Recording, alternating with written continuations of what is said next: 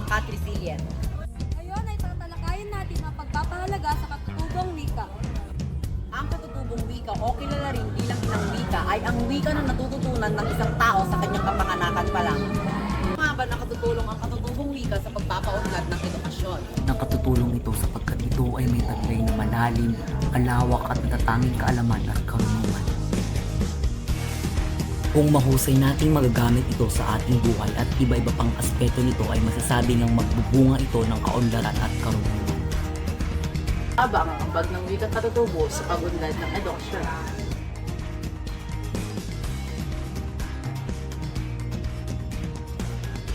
Bilang guro ng asignaturang Pilipino, ano nga bang ambag ng wikang katutubo sa pag-unlad ng edukasyon? Ako po bilang guro sa asignaturang Filipino, masasabi ko na malaki ang ambag ng katutubong wika sa pag-unlad ng edukasyon. Ano po yung pinakaambag nito? Ay ang pagkakaroon ng mas epektibong komunikasyon sa pagitan ko, hindi lang po ako, pati na rin po yung mga kasamahan kong ibang guro at ng mga estudyante. Bakit?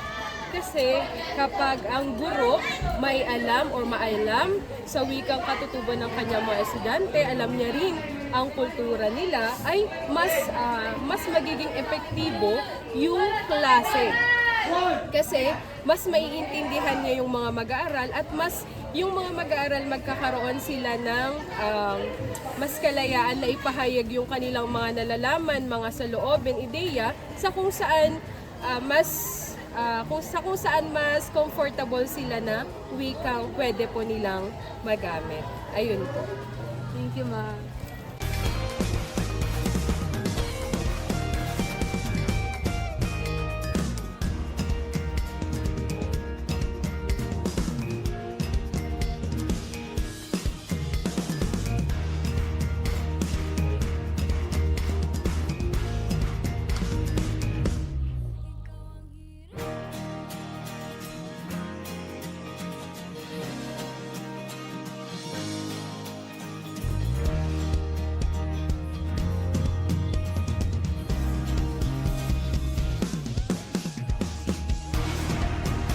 Araw, ating talakayin ang kahalagahan ng katutubong wika sa pagpapaunlad ng edukasyon.